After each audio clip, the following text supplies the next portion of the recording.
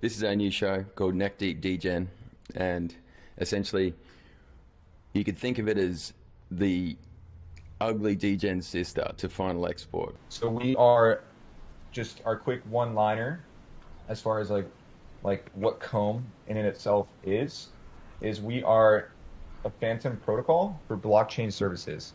Now, like what blockchain services are essentially like I don't know if you guys are familiar with NAS, which is nodes as a service, or DAS, DeFi as a service, or FAST, which is farming as a service. These are all kind of like blockchain services provided by different protocols. We currently are a hybrid, so we are a NAS and DAS hybrid currently, but we are transitioning towards going meta within relatively really soon. So, and our main reason why we're going meta is just mainly due to providing more utility behind Comb.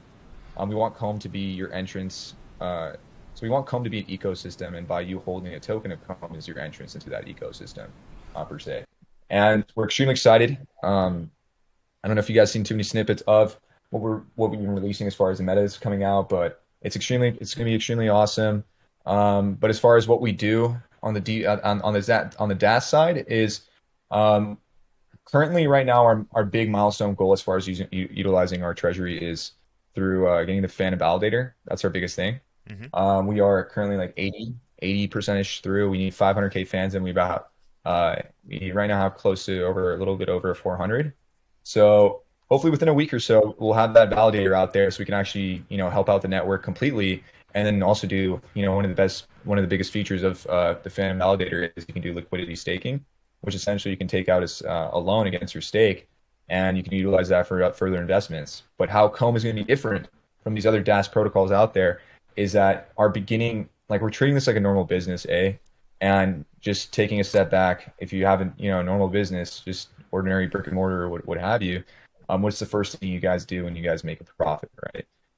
You don't invest that into other businesses. You invest that money back into the protocol of your own business, right? And that's the direction we're heading in the beginning. So, and the main reason for that is, as we were kind of talking back before about Memo and just time, we don't want to rely on other protocols, specifically being in our infancy stage, to succeed, right? We want us to be able to hold the baton and the power, and you guys, the community, can also, have full say over that as well. And that's the main reason for that, right? I feel like there's everything right now in just a DeFi world, whether there's DeFi 2.0 or DeFi 3.0. Everything is still in the infancy stage, and just because one protocol has been been here a month longer does not mean that protocol is going to still stay here 6 months from now. So it's very important that innovation and utility are driving factors behind any protocol that's that you guys are interested in investing into, and that's one of the main reasons why we're driving behind this utility model. Is do that main reason. The more utility Comb provides for the users, the better at the end of the day. Like if we think about Ethereum, like how much utility there is behind Ethereum, that's the same model we're kind of going after, except we want to be your go-to protocol when you come to the Phantom network, right? For whatever it is. We have so much more planned out, and that's one of the main reasons why we're going meta is for you guys to start identifying Comb as Comb, right? We want Comb to be its own entity. We don't want to be associated with Ring or Strong or Thor or Power or whatever other protocols out there that offer similar services. We want Comb to be Comb and unique in itself. And that's that's the whole beauty of just decentralization it's just DeFi as well. Just the uniqueness and how much power and just beautiful. It's amazing. Hearing also the stories that a lot of people are kind of I know what we're close with is Vapor, and I was reading a story the other day that basically a blind guy is able to now pay his funds a lot more and is getting more yields, right?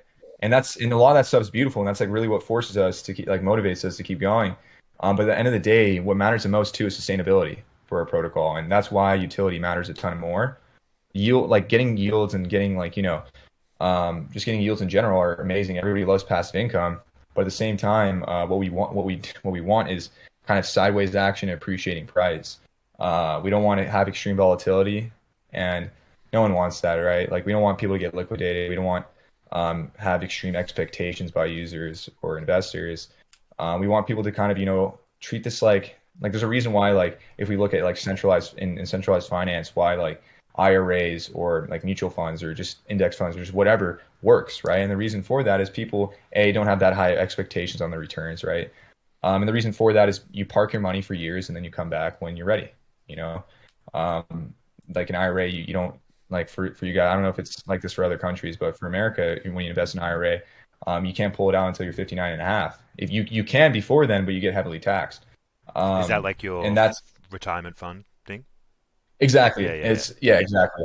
Um, and and essentially like that's the whole reason, right? Like what we want. And that's the beauty of DAS. You know, I can like DeFi as a service and becoming that hedge fund and exposing individuals out in the world to other protocols like that is actually a true beauty. You know, like I think that's a beautiful concept, and it's going to be hugely. It's there's no reason why that concept's not going to be here a year from now, right? It just needs to have the right like protocols behind it.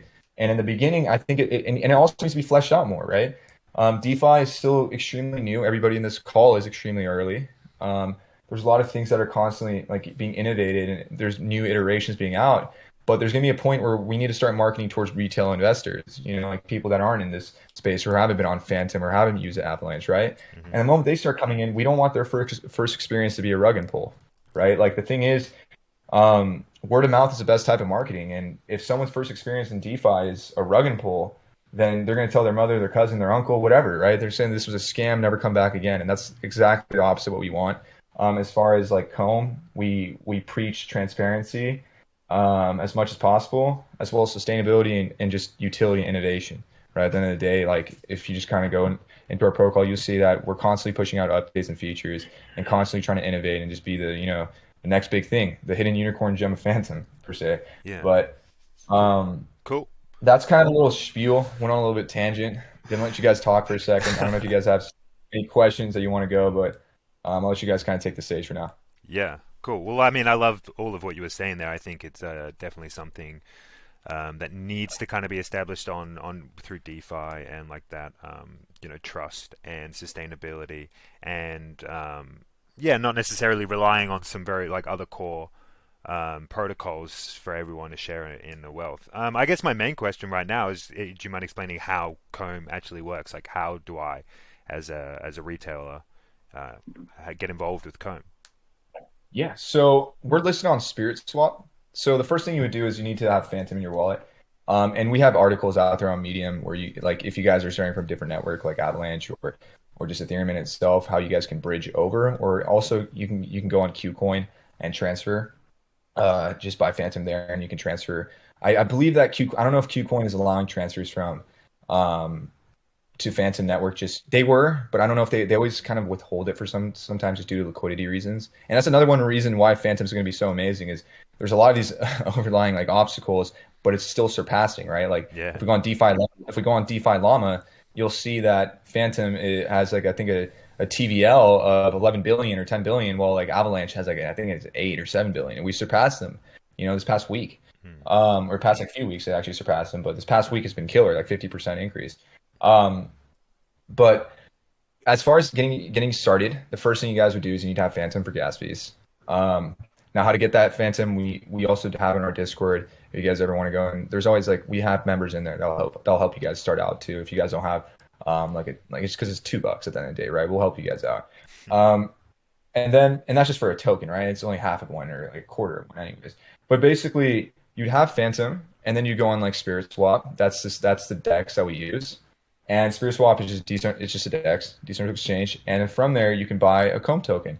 Now, currently, one feature like right now, our current like methods, if you guys are trying to get provided yields in the beginning, is through our nodes, and we market it as Hives. That's our brand name for nodes. Is Hives. They're essentially one-on-one, and these are real nodes, right? They all have endpoints. They all serve a specific function, and they all have like your own specific endpoints. And if you're from the EU, we just released this I think yesterday or a day before, where you released a globalized endpoint. So essentially, if you're in the EU, we're hosting servers in there, so you guys can have your endpoints. So your endpoints are more optimized per se, right? Like if I'm in the US, which I am, I'm gonna click the US servers versus the EU servers. So it's becoming a little bit more optimized, and you guys, and the whole reason for that is it helps the network out, gets it less congested.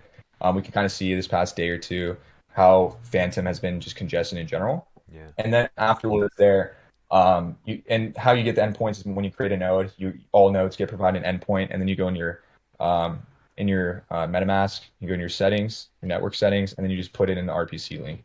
And we have articles all on that, and we will always help you guys out when it comes to setting that up. And when you guys get that deployed, it's your specific endpoint, right? It's unique to you. But as far as currently getting exposed to us, so we have 4 different tiers of hives. So our first tier is the Bronson Hive. It only costs 3 comb to get it, and you essentially get daily reward yields of 0.025 comb a day, which is not much, but most of your ROI when you invest in us ranges from 100 to 125 days as far as getting your investment back from just a different tier. So obviously, the higher tier hive you go, the better returns you're going to get. Mm-hmm. So we have 4 tiers, and it starts with our first one. Our first tier with Ronson is 3, and we released that a few weeks back, and that's just because of our price action. Currently, I think we're sitting around like 180 to 100 to $200 per token for comb, and we wanted to make that more accessible for users all around the world. And we're gonna have to we're thinking of ways right now to make that more accessible, because the higher price action we go, I'm very fortunate that we're from the U.S. and our wages are much higher.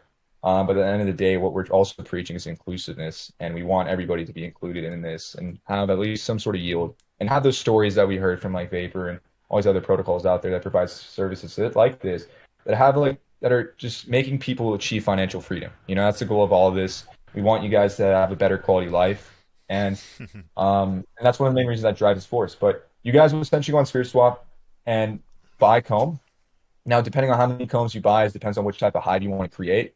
And if you want to create a war hive, which are go-getter, that requires 60 comb in order to create that hive. The second top tier is Langstroth hive, which is 30, and then our normal top bar hive is just 9 comb required to create it. At the same time, we do offer another token called Nectar. There's no liquidity associated with this, but what the benefit of Nectar is essentially there's no tax associated with it. So when you guys do create, suppose a hive, you get rewards you get comb rewards daily. Every day you get claimable rewards that are paid out in comb. Now it's up to you if you want to claim it or compound it into another hive. Now, if you're like, you know what, I want to compound it into a hive, that's where Nectar comes into play currently. And the reason I say currently is because we're going to have a lot more use case for these tokens as we go meta. But basically, Nectar is a way to kind of like avoid Uncle Comb, right? So if you want to compound every 4 hours, just depending on our epoch, or 8 hours, just depending on the duration of the epoch, then by all means you can, right? And there's no tax associated with that. You still have the gratification of, you know what, you're moving forward with your hive, and compounding with your hive, and you don't get penalized for it. Like a lot of protocols out there in the sector, if you want to claim every day, you're gonna have hefty taxes associated with that, right? 10-30% off, like just taxed off your daily reward gains, and we don't want that, right? We want to reward people based off being holders and provide more incentives for you guys to keep investing into the protocol, which is why we kind of created Nectar. And then once we go meta, there's gonna be a lot more use case with it as far as in-app utility, where you guys obviously skins, purchasing NFTs, lotteries. These are all things that are going to come in, and we're going to release the game. The projected ETA, just giving you guys alpha. There's 6 of you in the audience, but keep coming back. Is February 2nd is projected date as far as when we're releasing the meta game, and we're extremely excited for that, just because it's going to be our first step to really proving, kind of paving our own road on just paving our own road. Yeah. I would say. What's the game? So we don't want the game. It's going to be very similar to it's going to be a first layer out first of currently our node game right now. So essentially what it is when you go on our DApp page, you're going to see you can create a node and all that stuff. But there's going to be what we want to do is essentially make the UI and UX of that as an actual game where you guys can claim, you guys can create nodes in the beginning. Right, this is all this is our first layer, and we're coming out February 2nd. And the reason we were going down this path, and we eventually want to make it play to earn and create horror games, because we're on Phantom, right? And there's really no horror game that comes into your mind when you think of Phantom. And Phantom has created such a beautiful name for itself that a lot of these are going to be huge, right, in the future. But at the same time, we want our investors, our current investors, to not be like, what the heck? Like, what the heck just happened? I'm very confused, right? We're going to keep our first layer, V1 of this game, very similar to how you guys claim and receive rewards daily, but you guys are using a character like an avatar instead, and you're navigating throughout, like, our throughout your hive, right? That's kind of the beginning first layer of that we're going to release. And after that, we're going to keep providing more and more iterations. So you guys are going to have a lot more, there's going to be a lot more utility behind that. And also, we hear community feedback on like what they like, what they want to see, as far as the game's going to go. But as far as what like the basic kind of like how it's going to kind of look and what we're kind of do is we're going to model off of Tycoon, which are business simulator games. And essentially it's going to be very basic in the beginning where you're going to be running around in your hive.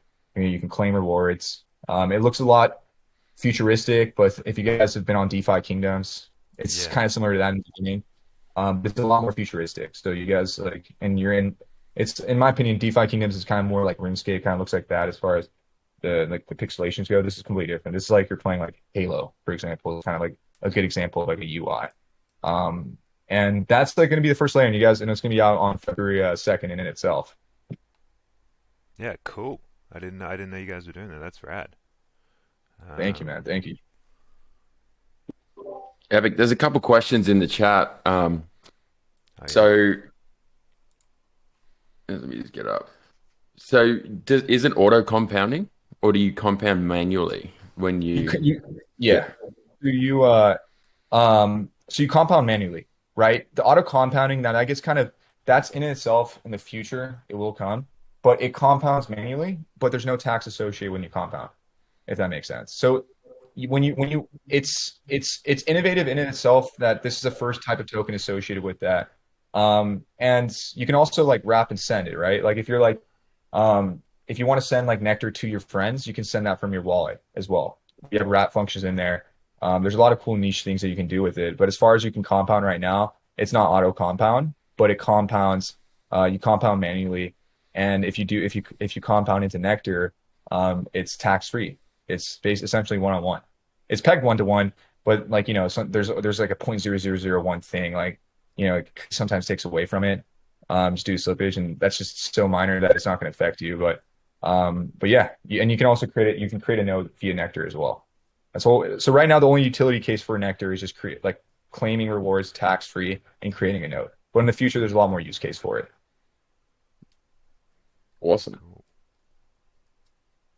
Cool. So this game launch Feb 2nd. That's exciting.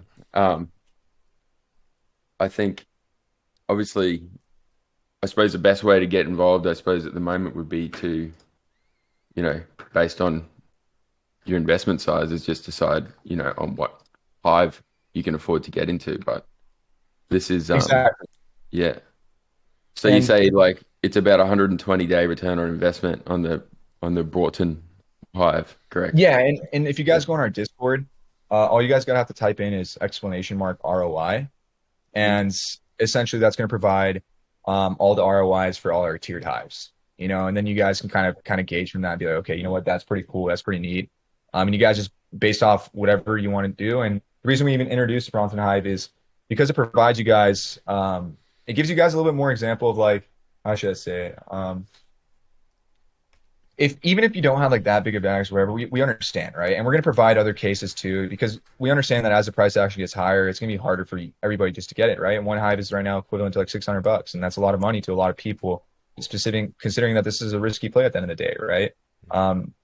And so essentially what we wanted this also do is if you're on the verge of investing, if you're like, you know what, I want to invest more, but I want to kind of start off and see how this project is going. That's another reason why we implemented that hive, is so you guys have that, you guys have a lot of options for you, and you guys can kind of make decisions based off, based off your financial goals and like what your risk appetite is. And that's kind of the main reasons why behind it. But yeah, you guys can get it started with 3.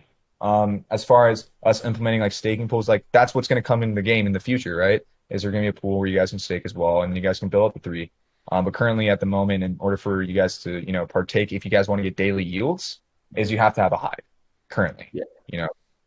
Cool. Awesome. Cool. There was another question there about audit. Yeah. And yes. And a KYC. Yeah. And KYC. So as far as I'll answer.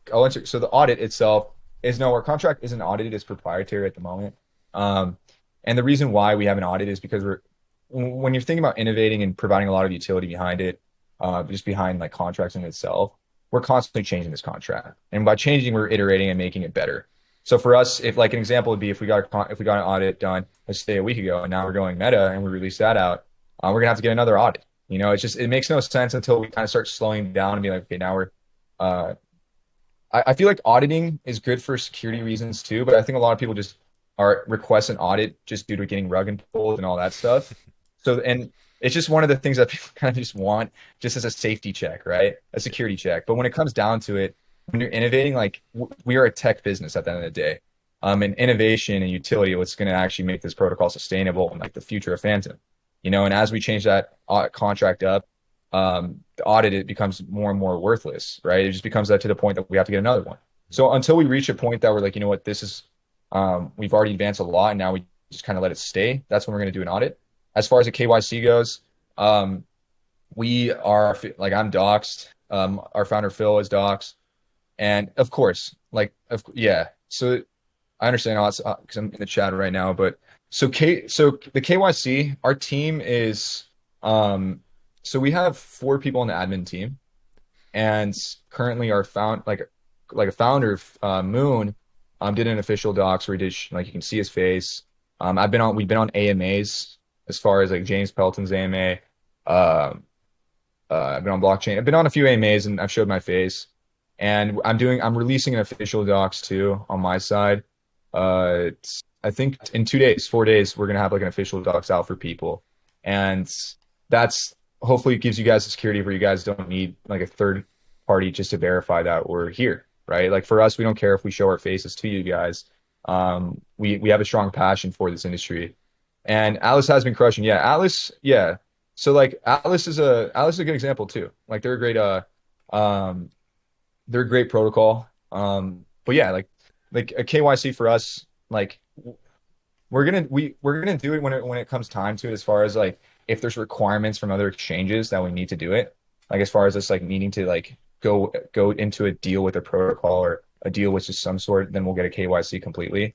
But for us to like save our liquidity as much as possible, we would rather just dox ourselves officially on our protocol where people can see our faces, know who we are, and know that we're not out there to rug and pull. And also being from the States, I'm not going to run away.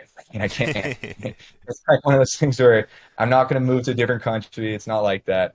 And exactly, like we are here long term. Like that's the goal. That's one of the main reasons why we showed our face. So you guys can see that as well. Yeah, cool. That's the same reason we did that. We doxed ourselves. Oh, you guys showed your face too? Pardon? You guys showed your face as well? Yeah, I mean, we do, at the moment, we've been doing live streamed marble races from one of our lounge rooms.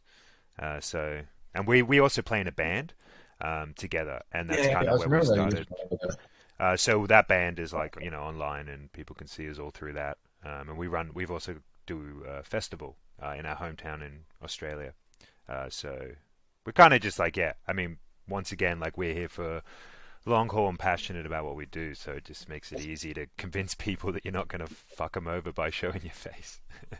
Yeah, exactly. And I think that kind of just kind of takes care of like the KYC for the time being, right? Like I said, a lot of these are just security checks that and it's what sucks is this is the stage that DeFi is in right now, right? And that's what I hate. Like there's some things that we need to normalize in DeFi, which is like if you're like, it should not be normal for you guys to invest in a project based off like the reason you guys invest in the project isn't based off utility or innovation, is based off just because the project KYC'd and did an audit, right? That doesn't mean anything. That it, like from a technical standpoint, that's like all these projects are, it's Web 3.0. Like that, we have to be the most advanced in what we're preaching, and that's through tech, and that's just through having the best services, and what have you, and also for the sustainability of the protocol too. So it sucks that that's the state that we're currently in.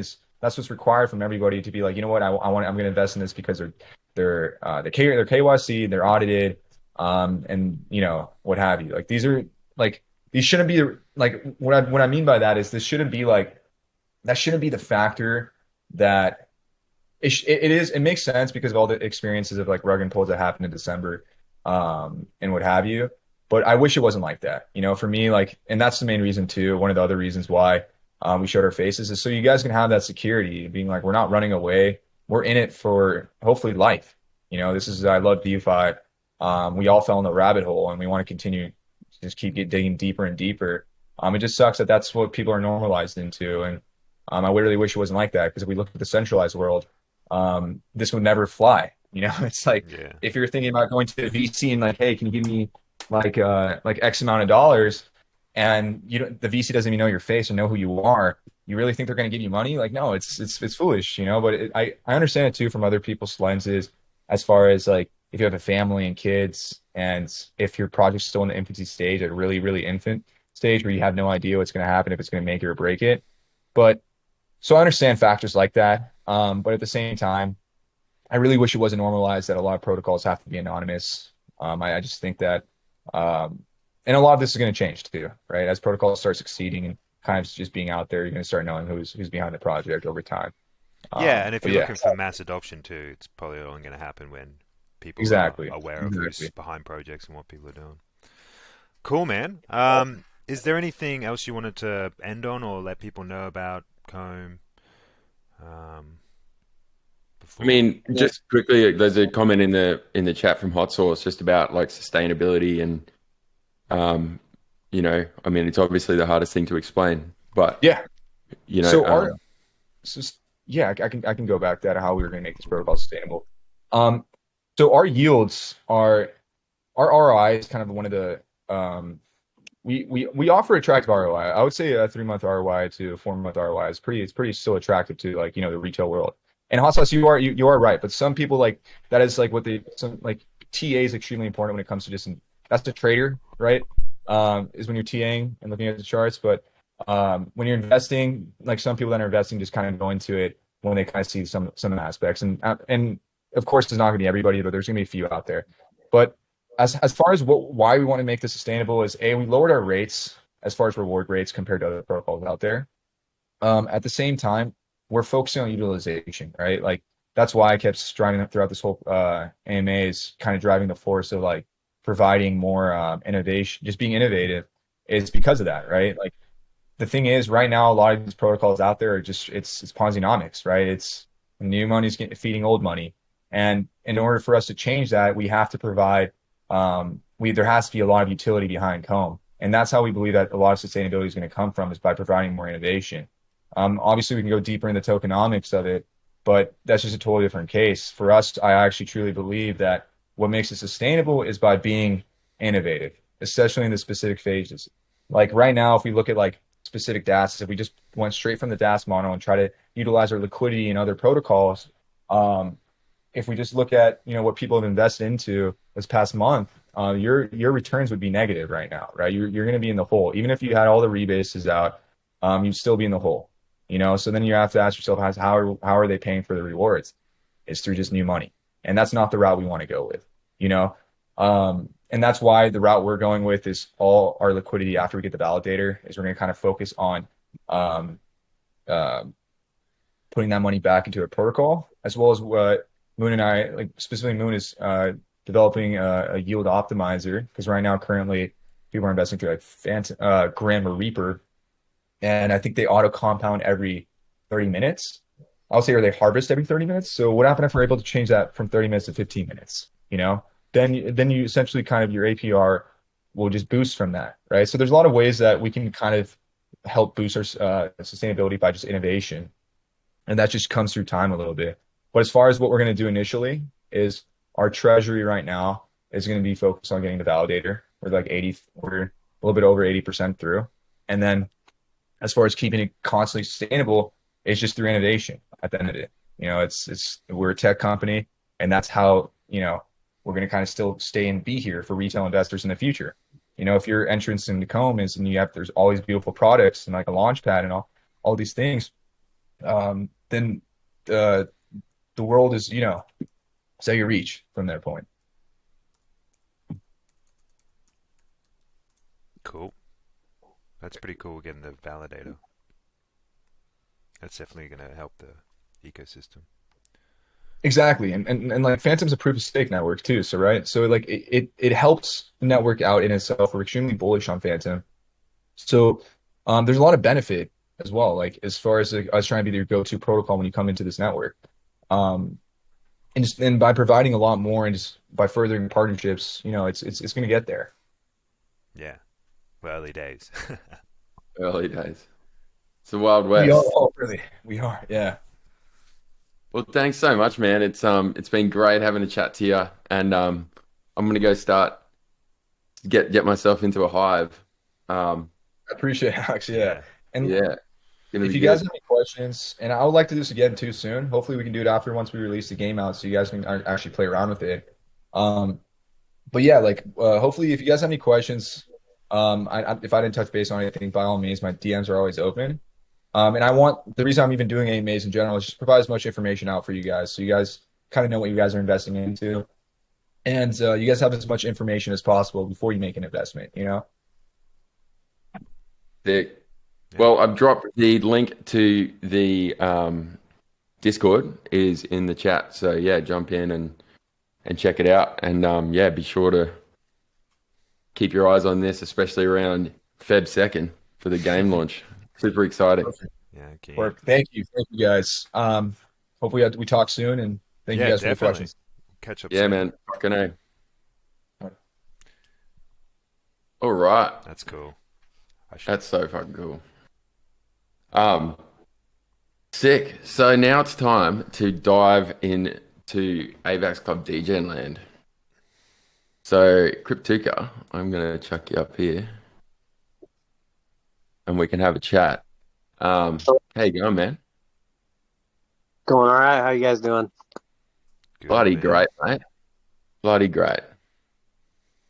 That was a pretty interesting AMA there. Cool. Yeah, dude. Yeah, I've been Super cool. Vibes.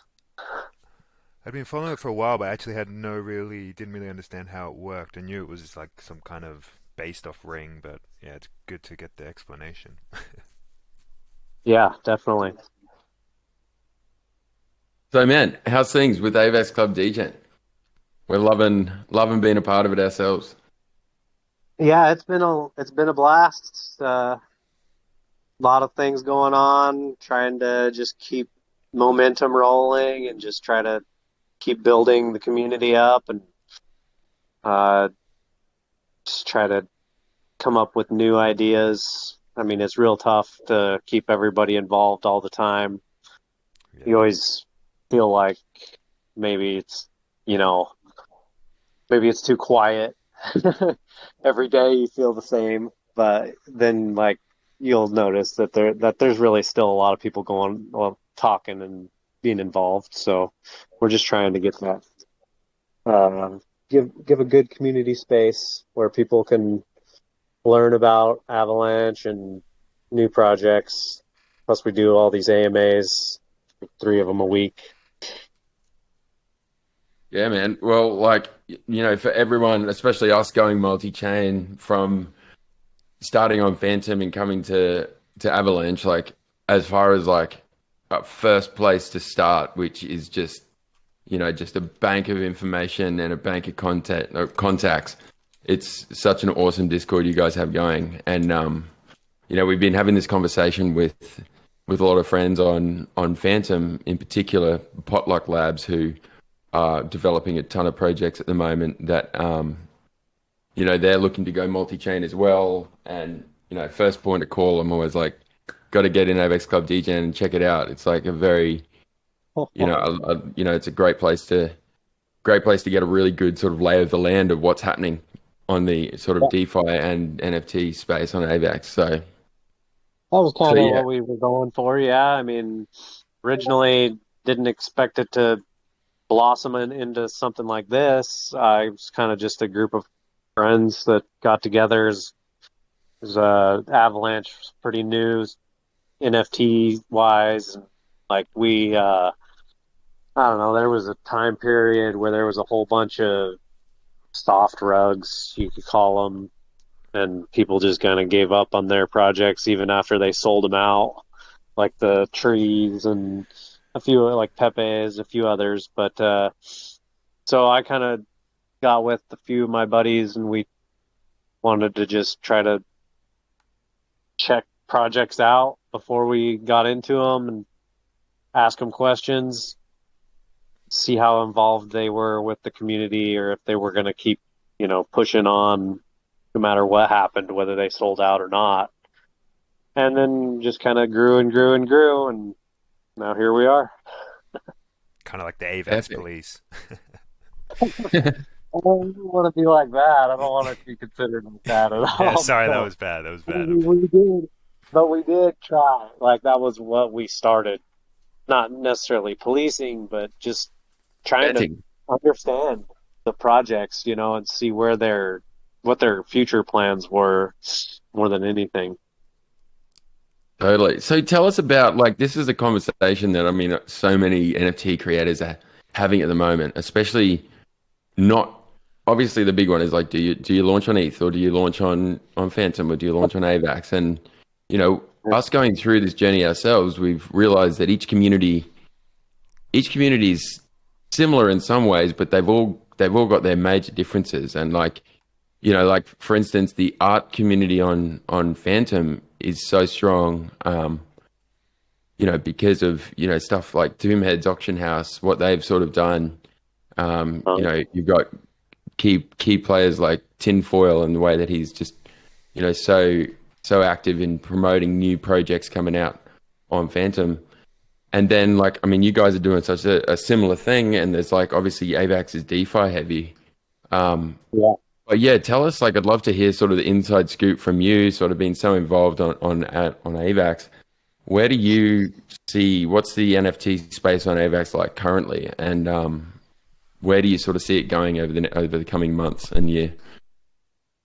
Well, right now it's everybody's kind of focused on these gaming NFTs, like the Police and Thief, or yeah, Police and Thief is one of the top.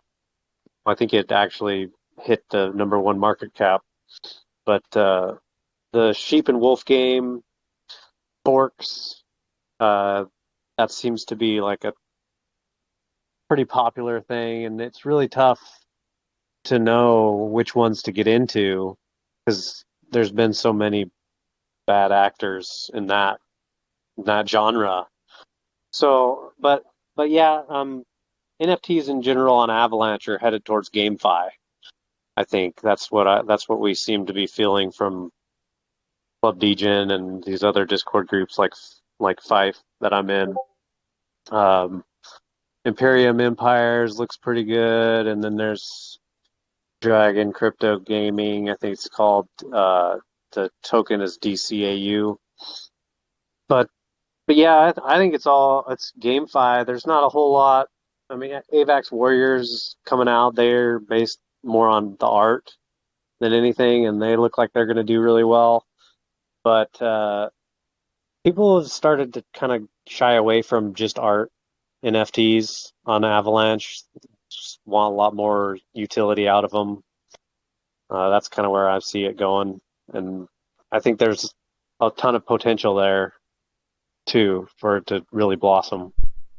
And DeFi Kingdoms is coming to Avalanche too. I'm sure you guys know that. So It's going to be huge. yeah. Yeah, I feel like those games, do you think they're kind of like, I mean, I've been in quite a few that have been good, but the most of them that I've gone into recently haven't been so good. And I'm just wondering, is it like something people have catched onto now, or is it something that like, because I feel like there's one way to play them, right, that most people play them, which is just kind of unfortunately to dump the token. And when it becomes unaffordable, or when it becomes not very profitable, they seem to go into the minting stage. And I don't know, it's like, I mean, I love the idea of it. I love the concept. I'm in one on Matic that's going to its second season now, which is kind of like a new experience that I haven't seen before, but it's like, Yeah, they don't usually get past the first. yeah, Same with Police and Thief. Like, I'm in that one, and it is definitely, I'm hanging out. It should be any day now that they go into their second Yeah, I'm looking forward to second Police and season. Thief. Me too, for sure. That's actually the first one I made money on, to be honest. Yeah. Yeah, I was amazed how well they did. came in and to Club Degen. We did a little AMA with them before they launched, and I read their white paper. I thought it was pretty good. Thought they had a good plan for game theory and to keep the token, the price of the token from completely tanking, even though, eventually it did kind of because so many thieves and police minting loot, so obviously when the supply starts to increase so much, then the price is going to drop, especially once you get halfway through your mint. But yeah, it's be early, otherwise you could be in trouble. You know what I mean? Yeah. Yeah. They're not the most, yeah, they're fun games if you're early. That's what I'll say. Fuck yeah. Yeah, you All definitely right. get out. So tell us, let's chat about One Earth NFT. I Sure. know you're the co-founder. So yeah, give us a bit of a rundown on that. I'm going to drop a link to that in the chat as well. But yeah, where are you guys at with that project? Yeah, so One Earth is kind of like a recycling token. There's gonna and it's an NFT too. So there's a token and an NFT. Uh, NFTs 2,763 in total, and there's going to be a token called One Earth. And what will happen is the token we want to airdrop to like as many NFT projects on Avalanche, like their holders, as we can do. We're trying to gather up the wallet addresses from all these NFT projects so we can get all of them involved, and we're going to do an airdrop. And what will happen with that token called One Earth is there will be, when you go to swap, there will be a slip fee, of course. 12%, I think, is what we've decided. And that swap fee will be reflected over to the NFT. So 10% of the transaction fees is what it is, 10%, sorry, are going to go to the holders of the NFT.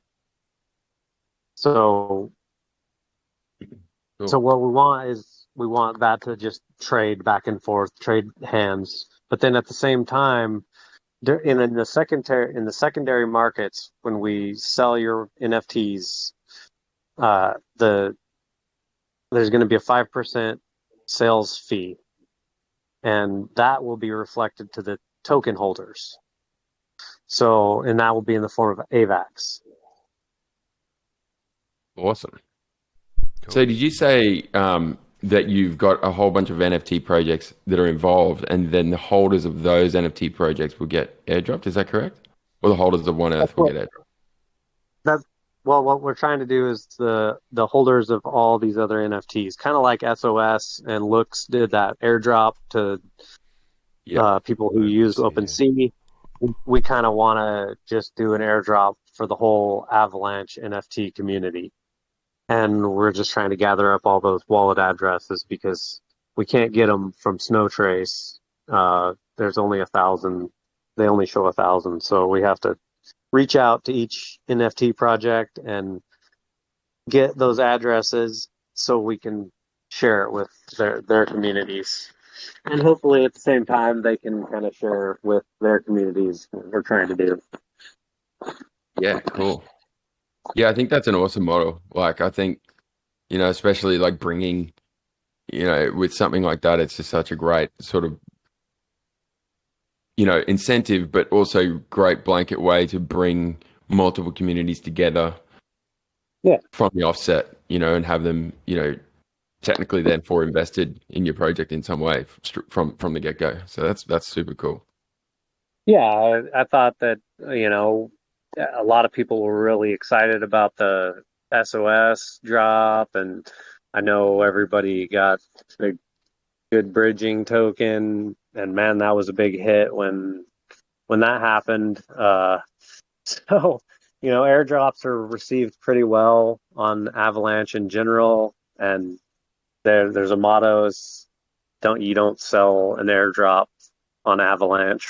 So kind of, I mean, it's nice if people swap them because the One Earth token gets reflected over to the NFT holder. So if you've invested into our NFT, then and there's people that got that airdrop and they don't care about the NFT, then they can swap it and sell it or whatever. 10% of those go to the actual holder of the NFT. So we're just kind of bolstering our community with that in a way. And then as a holder of One Earth, you get a little bit of AVAX from the secondary sales. Cool. So it kind of cycles back to each other and distributes the wealth, I guess you could say. Sick. And when is the One Earth NFT launch? We're going to launch February 3rd. Epic. At 18 UTC.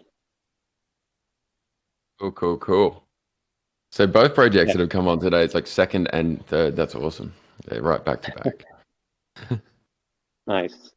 Yeah, we're pretty excited about it. It's not, I know it's not an easy thing at all. I mean, I know you guys work really hard at what you're doing and have built a strong community, and that's kind of what we're going for. But it's really tough to start from scratch and just build a strong community. So we want to be able to use that airdrop to help bolster that a little bit. Yeah, man. And like it is, launching an NFT project anywhere is hard, but it is all about sort of building that community. If there's something like an airdrop is a fantastic way to do it. I mean, we're in the middle of strategizing some future launches with some friends, and it's sort of it's a great place to begin. And I mean, so going off that, with your knowledge of AVAX Club Degen, what would you say to any NFT founders that are looking to launch on AVAX? Major do's and don'ts, like navigating the AVAX NFT space can be quite. Navigating any NFT space can be quite difficult because there's just so much going on. It's kind of hard to find where to start. But yeah, what would you say to any up and coming projects? Well, I mean, obviously, I would say start at Club Degen, of course. No. Absolutely. I'd say that. You really got to reach out to the people that are involved in NFTs. Go to other Discords where people from successful NFTs, like the Apes and you guys. There's a lot of successful NFTs on Avalanche now, lately anyway, and you can start there.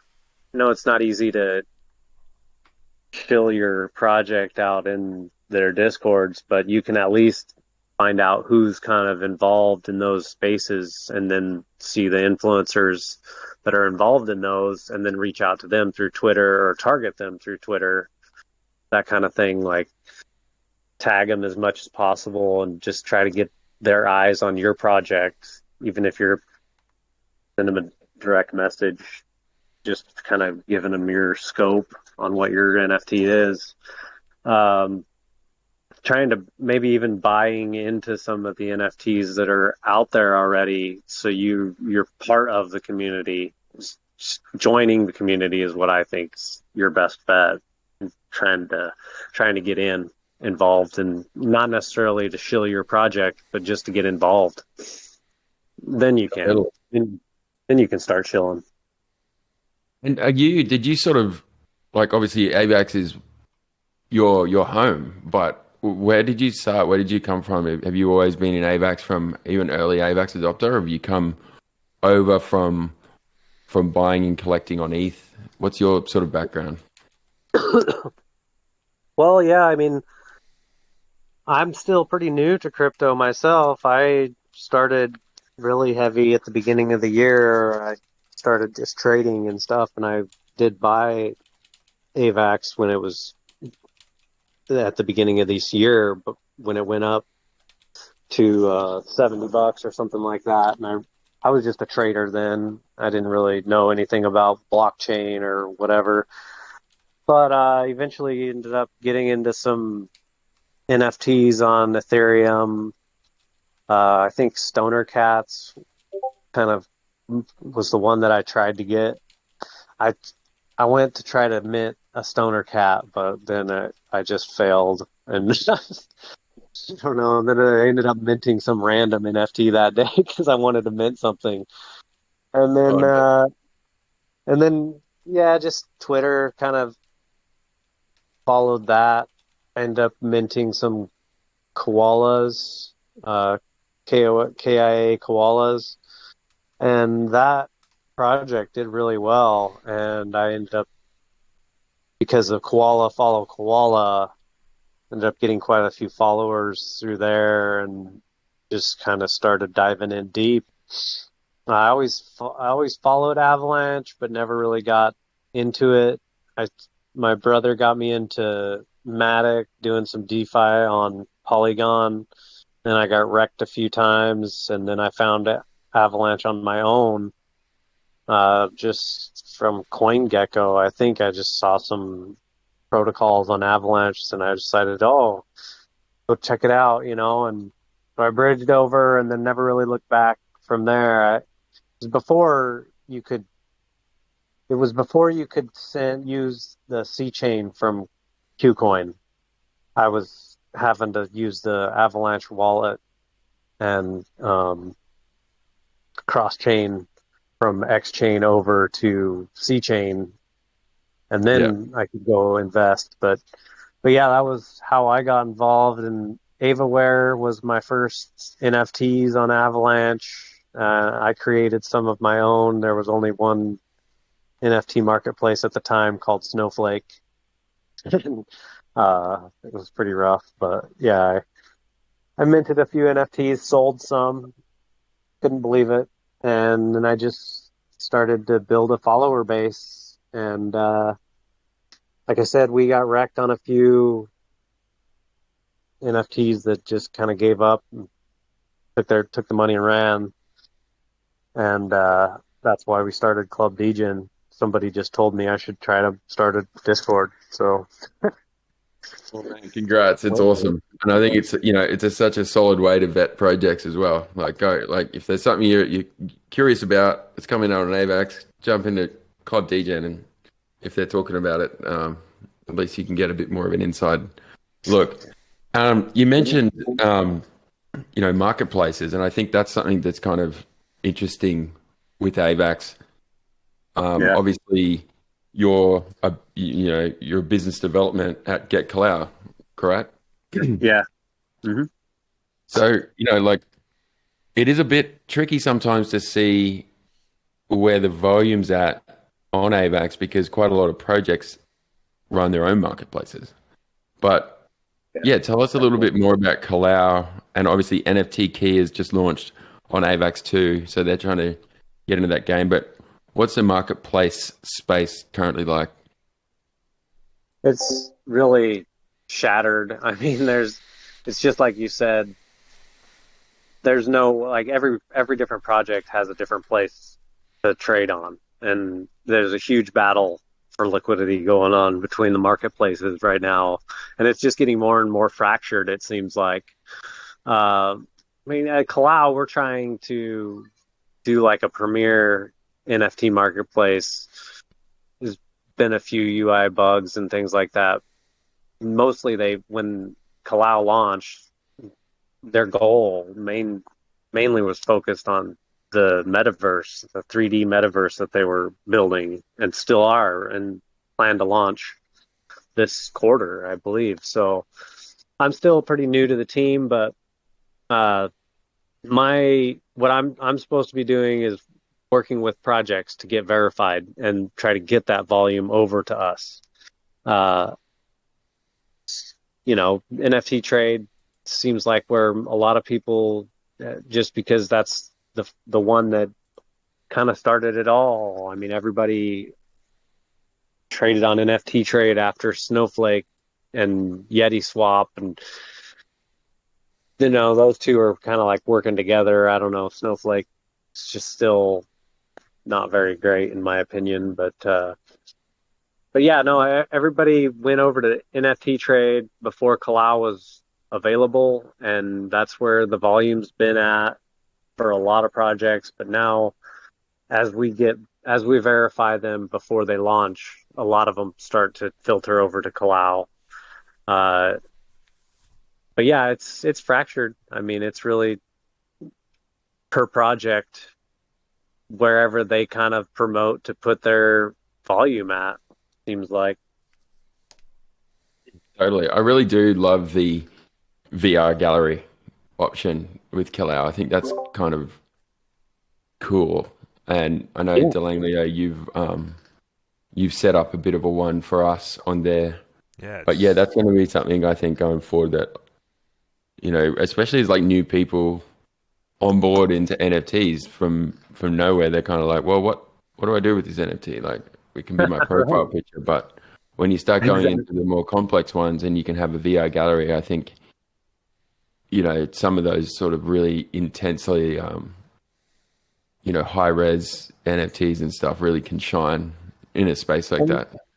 Absolutely, and 3D NFTs too. There could be like a statue or something. You're gonna be able to walk around your 3D NFT and see it from all the different angles. But that is a huge thing that Kalau's got going for, is the 3D gallery that no other NFT marketplace, I don't believe OpenSea has it, or any kind of, anything like that has what Kalau's trying to build there with the metaverse shops. There's going to be I don't know if you guys saw that Pang family NFT project, but they have a 2D metaverse, and you're going to be able to go through and go shopping just like you're browsing on the internet. You can go up to Banqui and you walk right up to it, and then boom, the website will appear. This Kalau is going to have kind of the same thing in a 3D metaverse, though. So that's exciting for us to see. Yeah, I can't wait for the future of that and see where Yeah, that the ends. metaverse is going to be wild. We got a question from Hot Sauce. When cross-chain NFT marketplace aggregator? Well, Kalau's not really looking at cross-chain as far as I know. Mostly just focused on the 3D metaverse on AVAX. Yeah. Tackle one major hurdle at a time. I mean, multi-chain combo is something that obviously we're neck deep in, because we're launching on all these chains, launching on 4 chains, and we're waiting for the bridge to open. We've already got stuff set up with multi-chain as far as our contracts and all of that go. We've been the first project to bridge with multi-chain. But yeah, it's going to be interesting. No one really knows where the NFT space will go once that kind of launches, but I think definitely AVAX and Phantom will play pretty heavily into multi-chain bridging NFTs. Well, dude, it was so great to have a chat with you, and make sure everyone joins AVAX Club DGen and be following One Earth. The launch is on the 3rd of Feb. And yeah, if you're involved in the right communities already with AVAX NFTs, you can probably expect a nice little surprise airdrop.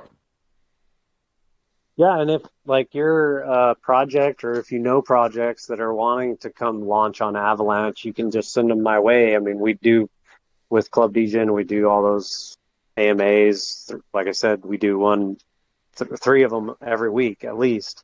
Sometimes we overbook and we do more than 3, which gets really rough, but we can still do it. But the main point is we want to try to get eyes on these projects. And that's the whole goal. I want to share it with all the people that are in my Discord so they know what's coming. And we have with our lifetime passes, we do weekly giveaways. blue chip NFTs too. So if you're going to get involved in that kind of thing, plus, um, as a lifetime pass holder, we're trying to bring whitelist spots too to those projects that come and do AMAs with us. A lot of times because we do have, it's a promotional package. I mean, we do sell it, so it's kind of like my job doing these AMAs. So, but yeah, we ask for those projects to kind of offer some stuff to the DGens, especially the lifetime pass holders. We're trying to get whitelist spots and things like that. So we bring value to our DGens and alpha. Yeah, and if you guys know of Discords, projects, communities out there that we should know about on other chains like Phantom that are similar to like Club Degen or what we do, definitely would be interested in finding those so we can get involved in those too and maybe even collab with them. Absolutely. Well, straight off the bat, there's the Rabbit Hole, which is Tinfoil's his Discord channel, which is amazing. I mean, that's where our project launched. Originally on Phantom was through an AMA on the Rabbit Hole, and then definitely Tombheads is sort of the OG project on Phantom that also has an incredible auction house every weekend. So make sure you check that out. We'll drop all those links in too, and yeah. Yeah, cool. Well, yeah, we'll be diving into a DM with you and the Potluck crew because we got some cool shit to discuss. Awesome. Sounds good. Yeah, let's work it out. Hell yeah, man. Well, I think that wraps us up for the day, and thanks so much for coming on. And guys, make sure you check out these projects and Neck Deep DGen over and out. Yeah, thanks, guys. All right, guys. Thanks for having me.